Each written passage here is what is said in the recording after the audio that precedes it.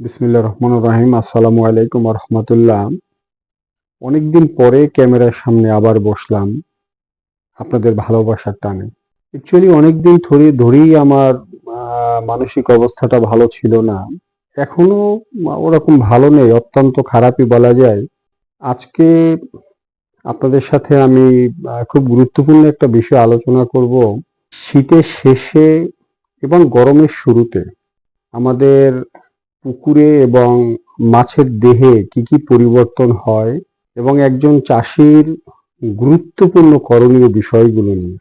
এই বিষয়টা নিয়ে আলোচনা করার আগে আমার অত্যন্ত মন খারাপের বিষয়টা আপনাদের সাথে একটু শেয়ার করতে চাই। জানুয়ারি 2026, জানুয়ারির 16 তারিখে আমার মেজো ভাই দুনিয়া থেকে চলে গেল। জানুয়ারির 20 তারিখে আমার বড় ভাই, মাত্র 3 দিনের ব্যবধানে বড় ভাইও দুনিয়া থেকে চলে গেল। তবে বড় ভাইয়ের মৃত্যুটা আমাকে ভীষণভাবে নাড়া দিয়েছে। আমার বাবার মৃত্যুর পরে উনিই ছিলেন অ্যাকচুয়ালি বাবার আসনে। আমার ফ্যামিলি এবং আমার টোটাল বংশে খুব গুরুত্বপূর্ণ দুইজন ব্যক্তি, এক হলো আমার বড় ভাই আর এক হলো আমার 4 নম্বর ভাই। তো বড় ভাই উনি ছিলেন কলেজের অধ্যক্ষ, আমাদের প্রাক্তন ইউপি চেয়ারম্যান এবং রাজনৈতিক ব্যক্তিত্ব। তা ওনার মৃত্যুটা আমাকে এভাবে নাড়া দিয়েছে যে 20 তারিখ বিকেলবেলা উনি আমাদের সবাইকে ডাকলেন, আমাদের বংশের ছেলে যারা রয়েছে উনি আমাদেরকে ডেকে দিক নির্দেশনামূলক কথা বলতেছিল। ওনার শুরুটা এমনটা ছিল যে আমার সময় শেষ, আমার হাতে আর সময় নেই, তাই তোমাদের সবাইকে আমি ডেকেছি। যেহেতু আমাদের পরিবার তথা বংশটা একটু স্বনামধন্য একটা বংশই বলা যায়, তো আমরা কিভাবে চলেছি, তোমরা কিভাবে চলবে, কিভাবে কাজ করবে, বা কিভাবে একাত্মতা বজায় রাখবে, দীর্ঘ সময় উনি দিক নির্দেশনামূলক কথাগুলো বলল। আমি ওনার পাশেই বসা ছিলাম, আর সবাই সামনে বসা ছিল, প্রায় 20-25 জন। তো ওনার শেষ বাক্যটা ছিল যে আমাকে মায়ের কবরে দাফন দিও এবং মায়ের গায়ের একটা চাদর আছে আমার কাছে, আমাকে চাদরটা দিয়ে ঢেকে দিও। এটাই ছিল ওনার লাস্ট শব্দ এবং তখন মাগরিবের আজান দিচ্ছিল। এই কথাটা বলার সাথে সাথে উনি আমার কোলে ঢলে পড়ল এবং সেখানেই কয়েক সেকেন্ডের ব্যবধানে উনি অ্যাকচুয়ালি দুনিয়া ছেড়ে চলে গেলেন। তো এই বিষয়টা আমাকে অত্যন্ত ব্যথিত করেছে। যদিও সৃষ্টিকর্তার বিধান, সবাই কি চলে যেতে হবে, সবাই একদিন যাবে, তবুও কিছু কিছু মৃত্যু আসলে মানতে খুব কষ্ট হয়। যেহেতু বাবা তুল্য ভাই এবং ওনার দিক নির্দেশনা এবং ওনার শেষ ইচ্ছা, ওনার শেষ ঠিকানা উনি নির্ধারণ করে সাথে সাথেই উনি চলে গেল, একদম কয়েক সেকেন্ডের ব্যবধান। তো বিশেষ করে আমরা 7 ভাই, সেই 2010 থেকে 2026, এর ভিতরে 5 ভাই এবং মা বাবা সবাইকেই হারালাম। এখন শুধুমাত্র আমি 7 ভাই ছোট, সবার ছোট ভাই আমি, এবং আমার টোটাল বংশেরই ছোট ভাই আমি। এবং আমার 4 নম্বর ভাই, উনি অবসরপ্রাপ্ত একজন সচিব, লাস্ট নৌ পরিবহন সচিব ছিলেন উনি। এই 2 ভাই আছি। তো আপনারা এটাকে অন্যভাবে নেবেন না। আমার এই ভাইদ্বয় এবং মা বাবা, এদের রুহুর মাগফিরাত কামনায় আপনারা দোয়া করবেন। আপনাদের কাছে আমি দোয়া প্রার্থনা করছি এবং আমাদের 2 ভাই যারা বেঁচে আছি, আমাদেরকে যেন আল্লাহ তাআলা নেক হায়াত দান করে, জীবনের শেষ মুহূর্ত পর্যন্ত আপনাদের সেবায় নিজেকে ব্যস্ত রাখতে পারেন। আমাদের জন্য দোয়া করবেন। যাই হোক, অনেক কথা বললাম, ক্ষমা সুন্দর দৃষ্টিতে দেখবেন। তো আজকের বিষয়টা ছিল শীতের শেষে এবং গরমের শুরুতে কি কি পরিবর্তন হয় আমাদের পুকুর এবং মাছের দেহে, এবং এখানে গুরুত্বপূর্ণ করণীয় বিষয়টা কি, এটা নিয়ে একটু ধারণাটা আপনাদেরকে দিব। জানুয়ারি তথা এই যে ফাগুন মাস শুরু হচ্ছে, অর্থাৎ জানুয়ারি মাঝামাঝি থেকে তো ফাগুন মাসটা শুরু হয়ে যাবে। তো এই সময়টায় মাঝে মাঝে একটু দক্ষিণা বাতাস, দিনের বেলা তাপমাত্রা একটু বৃদ্ধি, রাতের বেলা একদম কনকনে একটা শীত, যে ঠান্ডাটা মনে হয় যেন একদম হাড়ে এসে লাগে, এমন একটা শীত। তো এই সময়টায় দিনের বেলা আমাদের পানির তাপমাত্রায় বেশ একটা পরিবর্তন আসে। শীতের সময় যেমন 16, 18 বা 14, 15 তাপমাত্রাটা থাকতো, এখন সাধারণত দিনের বেলায় 5 থেকে 8 ডিগ্রি বেশি থাকে, এটা 20, 22, 24 পর্যন্ত উঠে যায়। ঠিক রাতে প্রচন্ড পরিমাণ তাপটা কমে যায়। এই যে দিনে এবং রাতে তাপমাত্রার যে বড় একটা ব্যবধান, এটা কিন্তু মাছের দেহের উপরে খুব বড় ধরনের একটা বিরূপ প্রতিক্রিয়া ফেলে। মারাত্মক একটা স্ট্রেচ মাছের দেহে এই সময়টায় তৈরি হয়। এই সময়টায় দেখবেন যে আমাদের পুকুরে এই যে প্ল্যান্টনের বৃদ্ধি হয়ে যায়। এখন এই সময়টায় আপনার ইউগ্লেনা এবং লাল শর বেড়ে যাবে। এই সময়টায় বা শীতকালীন সময় যে জমানো যে গ্যাসটা, বিষাক্ত গ্যাস যেটা পুকুরের তলানিতে ছিল, এই গ্যাসটা এখন উপরে উঠে আসবে। সকালবেলা পানির পিএইচ মান অনেক কম থাকে এই সময়, এবং দুপুরবেলা পিএইচ মানটা অনেক বেশি বেড়ে যায়, মানে প্রয়োজনের তুলনায় এই সময়টা বৃদ্ধি পায়। রাতের বেলা অক্সিজেন ফল্ট করে। মাছের এই সময়টায় আস্তে আস্তে খাদ্য গ্রহণের রুচিটা বাড়ে, তার খাদ্যের চাহিদাটা বাড়ে।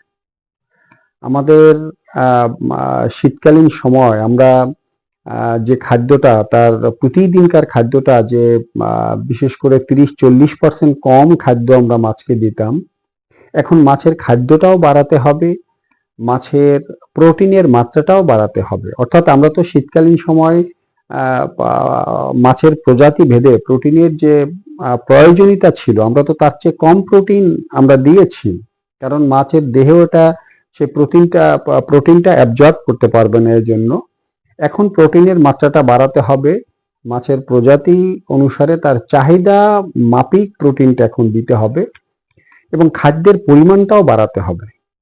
এই খাদ্যের পরিমাণটা আমরা হঠাৎ করেই বাড়াতে পারবো না। খাদ্যটা বাড়ানোর নিয়ম হলো প্রতিদিন আমি এই যে 30 থেকে 40% খাদ্য যেটা আমি এতদিন কম দিয়েছি, প্রতিদিন আমি 3 থেকে 5% খাদ্য আমি বৃদ্ধি করব। তো দেখা যায় যে 7 থেকে 10 দিনের ভিতরে আমি যে পরিমাণ চাহিদা ছিল, ধরা যাক আমার 20 কেজি চাহিদা ছিল, আমি 15 কেজি দিয়েছি। তো এই 20 কেজি 7 থেকে 10 দিন বসে 3 থেকে 5% প্রতিদিন করে আমি একটু বাড়াবো। এভাবে আমার খাদ্যটা বাড়াতে হবে, এবং খাদ্য দেওয়ার সময় অবশ্যই আমাকে নজর রাখতে হবে যে মাছ খাদ্যটা সঠিকভাবে গ্রহণ করেছে কিনা, এবং মাছকে এই সময় হঠাৎ করেই পেট ভরে পর্যাপ্ত পরিমাণে খাদ্যটা দেয়া যাবে না। আস্তে আস্তে করে খাদ্যটা বৃদ্ধি করে একটা সহনশীল পর্যায়ে নিয়ে আসতে হবে। মাছের দেহে যেহেতু শীতকালীন সময় এই দীর্ঘ সময় একটা দুর্বলতা তৈরি হয়েছে, একটা ঘাটতি তৈরি হয়েছে, এজন্য খাদ্যের সাথে আমাদের কিছুটা পরিমাণে ভিটামিন সি এবং কিছুটা মিনারেল প্রিমিক্স, তো যদি আমরা বাহিরের মিনারেল প্রিমিক্স অথবা আপনার ভিটামিন সি এটা যদি ব্যবহার করতে না চাই, তাহলে আমরা সপ্তাহে 2 থেকে 3 দিন একটু আমরা হলুদ দিতে পারি, খাদ্যের সাথে আমরা রসুন দিতে পারি, একটু আদা দিতে পারি। আমি সপ্তাহে একদিন প্রতি কেজি খাদ্যে 2 গ্রাম করে হলুদ গুঁড়া, যে হলুদটা আমরা রান্নায় ব্যবহার করি, একবেলা এটা যদি মিশ্রণ করে আমি দিলাম, পরের দিন প্রতি কেজি খাদ্যে 2 গ্রাম করে রসুন, এটাকে থেতলে খাদ্যের সাথে মিক্স করে আমি এটাকে দিলাম।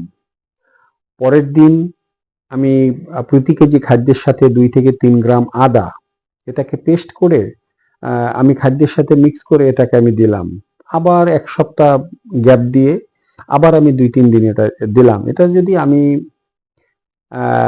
1 মাস অর্থাৎ 4 সপ্তাহ বা 5 সপ্তাহ কন্টিনিউ করি, তাহলে আমাদের এই এই সময়টায় এই যে ফাগুন মাস অর্থাৎ এই যে ফেব্রুয়ারির মাঝামাঝি পর্যন্ত অথবা চৈত্রের প্রথমার্ধ পর্যন্ত, কারণ এই সময়টাই তো আমাদের মাছের দেহের যে হরমোনের একটা বড় পরিবর্তন এই সময়টায় হয়।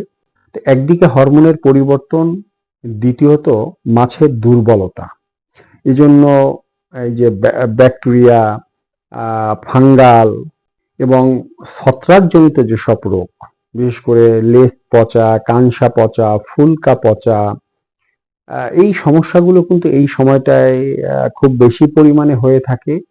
এবং এই সময় আরেকটা সমস্যা হয়, সেটা হলো যে হঠাৎ করে আপনার সুস্থ মাছ কোনো রোগে আক্রান্ত হয়নি, কিন্তু হঠাৎ করে বড় ভলিউমের একটা মাছ আপনার মারা যাচ্ছে, কিংবা প্রথম প্রথম 2-4টা করে মৃত্যু শুরু হয়েছে, বা দেখা যায় কয়েকদিন পরে হঠাৎ করে বড় ভলিউমের মাছটা মারা যাচ্ছে। তো এই সমস্যাগুলো এই সময় যাতে না হয়, সেজন্য আমরা যদি এই ভিটামিন সি বা মিনারেল প্রিমিক্স অথবা এই যে হলুদ, রসুন, তারপরে আদা, এটা যদি আমরা ব্যবহার করি, তাহলে কিন্তু আমাদের মাছের দেহে যে রোগ প্রতিরোধ ক্ষমতা সেটা বাড়বে। এবং যেহেতু আমরা প্রোটিনের মাত্রাটাও বাড়াচ্ছি, সেক্ষেত্রে মাছের যে দৈহিক যে ঘাটতি, সেই ঘাটতিটা পূরণ হবে।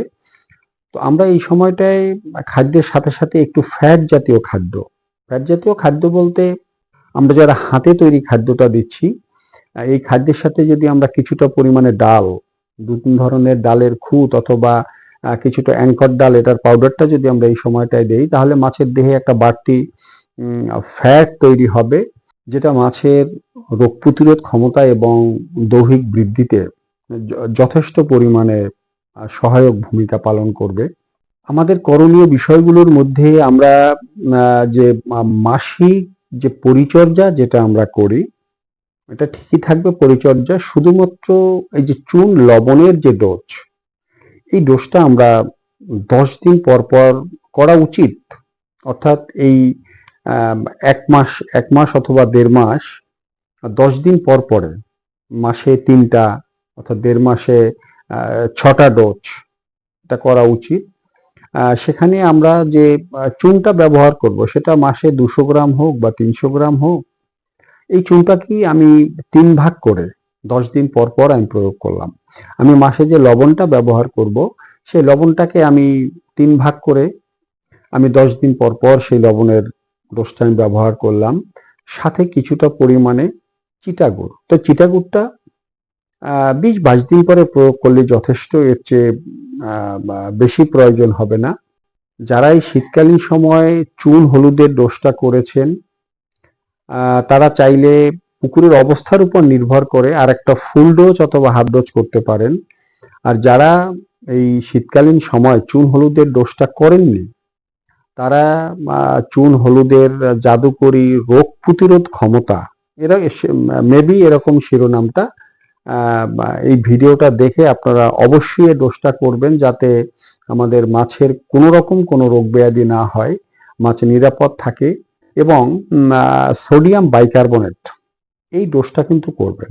যারা করেছেন তারা হাফ ডোজ, 5 থেকে 6 গ্রামের একটা ডোজ সকালবেলা 9টা থেকে 10টার মধ্যে এটা করলেন। আর যারা এই ডোজটা করেননি, সোডিয়াম বাইকার্বনেট ডোজ করেননি, তারা 10 থেকে 12 গ্রামের একটা ডোজ প্রতি শতকে এটা পানির সাথে গুলে সকালবেলা 9টা থেকে 10টার মধ্যে, দুপুরবেলা অবশ্যই দিবেন না, তাহলে কিন্তু ক্ষতি হবে। সকালবেলা যেহেতু আমাদের পানির পিএইচ মানটা খুব কম থাকে, তো এই সকালবেলা এই ডোজটা আপনারা অবশ্যই করবেন। এবং যেহেতু আমাদের পুকুরের তলানিতে কিছুটা পরিমাণে বিষাক্ত গ্যাস এই শীতকালীন সময় জমা হয়েছে, আমরা দুপুরবেলা যখন আমাদের পিএইচ মানটা ভালো থাকবে, আমাদের অক্সিজেন লেভেলটা ভালো থাকবে, একটু গরম আবহাওয়াটা থাকবে, এই সময়টায় আস্তে আস্তে করে আপনারা পুকুরে হরহা টানবেন, অর্থাৎ তলানিটা ঘাটবেন। অবশ্যই একদিনে সমস্ত পুকুর ঘেটে দিবেন না। পুকুরটাকে 3টা ভাগ করে 3 দিনই আপনি এই হরাটা টেনে নিচের গ্যাসটাকে তুলে দিলেন। কারণ যদি একবারে আপনি সমস্ত পুকুরে বা টেনে আপনি এই দীর্ঘদিনের জমানো বিষাক্ত গ্যাসটা যদি তুলতে যান, তাহলে অক্সিজেন ফল্ট করে আমাদের বড় ভলিউমের একটা মাছ মারা যাওয়ার সম্ভাবনা থাকবে। তো শীতের শেষে এবং গরমের শুরুতে এই যে সময়টা, এই সময়টা একজন মাছ চাষির জন্য আমি বলবো খুব একটা ডেঞ্জারাস পিরিয়ড। আপনারা একটু সতর্কতার সাথে পুকুরের ব্যবস্থাপনাটা পরিচালনা করবেন, একটু পুকুরের দিকে যথেষ্ট পরিমাণে নজর রাখবেন। আর আপনাদের যে কোনো সমস্যা আমাকে জানালে আমি তো অবশ্যই চেষ্টা করি তার সমাধান দেওয়ার জন্য। আপনারা সবাই ভালো থাকবেন, আপনাদের মাছ চাষ ভালো হোক, আপনারা আমার জন্য দোয়া করবেন। আজ এ পর্যন্তই। আসসালামু আলাইকুম।